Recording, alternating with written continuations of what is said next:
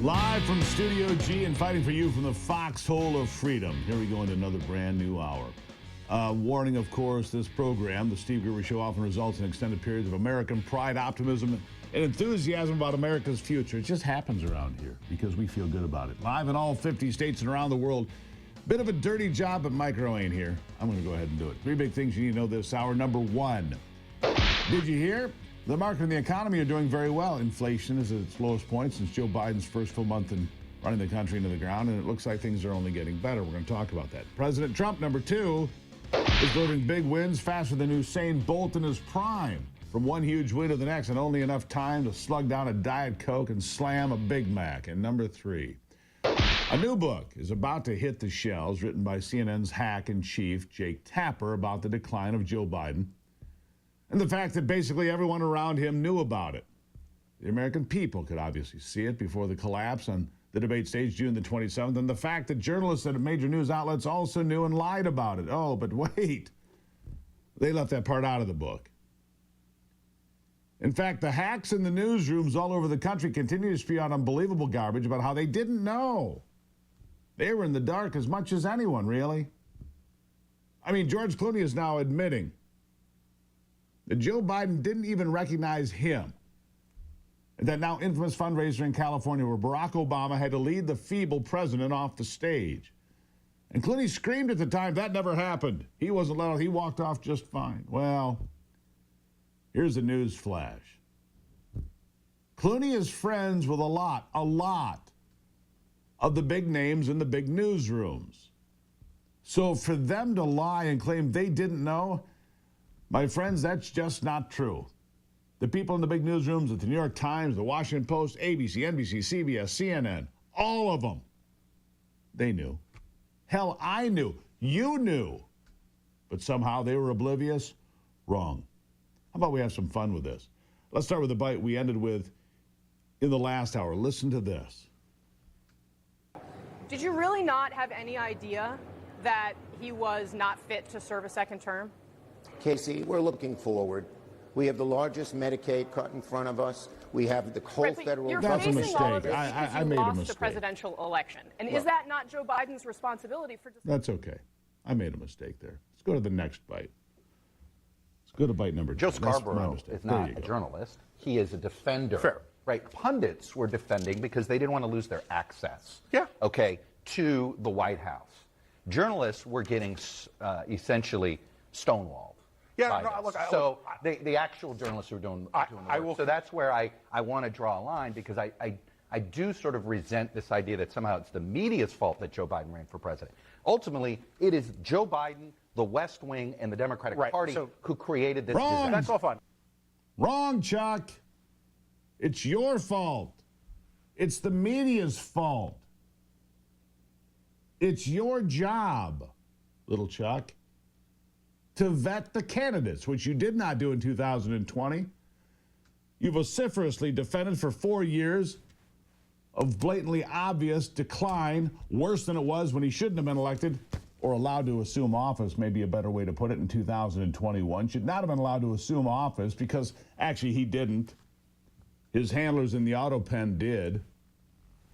But little Chucky Todd spitting and sputtering how it was not his fault. Of course it was. He never lost access to the White House because he carried their water. He carried their water. Here's more. Continue on. This was not a secret to the American people. It was No. coming up in People can polling see with their own for a eyes. year. Everyone has someone in their family who struggled with age or infirmity. They saw it. It's and, not about the number. It's Yeah. about where you are as a person. Yeah, and so like there's this weird sort of like wagon circling that I think is just very weird going on. And I remember the day after the debate, a lot of the talk was, well, was this just a bad night or was this Joe Biden's in trouble? And there, even after that debate, was this real attempt to say, well, it was just a bad night. Well, it was just a bad night. Where poll after poll after poll that I was seeing was saying, America is screaming, this is not just a bad night. This is exactly who we worried that he was. They knew exactly who he was. They knew exactly what was going on. June the 27th, 2024 was just a confirmation of what we already knew. Joe Biden was long gone. That train had left the station with no conductor at all. and we knew that. Rolling down the tracks, nobody in charge. Except the people that were pushing out the auto pen signatures. Yeah, it's a truly embarrassing attempt to save the news outlets from the lies they spread and the fundamental failure inside America's newsrooms. Paul Begala, a legendary Democrat hack, even he admitted Biden didn't belong. Here he is. I appreciate what Chuck says. I kind of feel that way, but it's not really accurate. Okay, it's Joe Biden's decision alone. You know what worked to get Joe Biden out of the race before that debate? Nothing. Okay, my partner James Carville every day was on TV screaming. Our colleague David Axelrod every day on TV saying Biden was too old. You know what effect that had? Nothing.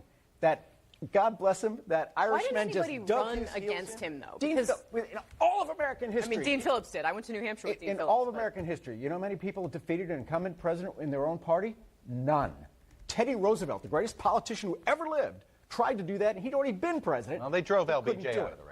They drove out his one. They drove Joe Biden out. They didn't defeat him. Running against him wasn't going to work. Punditing wasn't going to work. I love Joe Biden. This is entirely his decision. And I don't. People trying to blame like the first lady or pundits. Or so you blame Biden at the end of the day. Yes. And it was. Please. The news media and people like Chuck Todd and Paul Begala doesn't matter. He's just a hack, just a bottom feeder. But Chuck Todd, who by the way, you know, re-rack bite 9 again. I made a mistake twice now in this segment, but we're going to fix it. Play bite 9 from all the way through. Go ahead. Did you really not have any idea that he was not fit to serve a second term? Casey, we're looking forward. We have the largest Medicaid cut in front of us. We have the whole federal you're government facing all at of this risk. because you lost a presidential election. And Look, is that not Joe Biden's responsibility for deciding to run again? We're looking forward. That's it? That's it. All right. Senator Chuck Schumer, I know you got to go. I appreciate your time today. We'll see you soon, I hope. Thank you. Take care. All right. And our panel joins us now. CNN political commentator Jonah Goldberg, the host of the Chuck Toddcast, Chuck Todd, Democratic strategist Paul Begala, Republican pollster Kristen Soltis Anderson, both CNN political commentators. Chuck Todd, go. He is among the people that are responsible for this. The leaders of the Democratic Party, the staff of the White House. And I have to say, I find everybody now talking to these authors, get out of here. Go home. You're part of the problem. Now you tell us? So I find, you know, the reason why the Democratic Party has less credibility today. Here's an unpopular president, and the Democratic Party has a worse rating than the Republican Party with this catastrophic governance that we've seen over the last 120 days. Stop right there. And yet, why is the Democratic Party? That's what I had to hear. Catastrophic governance we've seen over 120 days. You see, Chuck Todd was never a journalist. He's a Democrat operative, and he is part of the problem. Chuck, stand up. Be proud for what you did, pal. It's on you, you clown. There, I got that done. I'll take a break and be back. It's the Steve Gruber Show.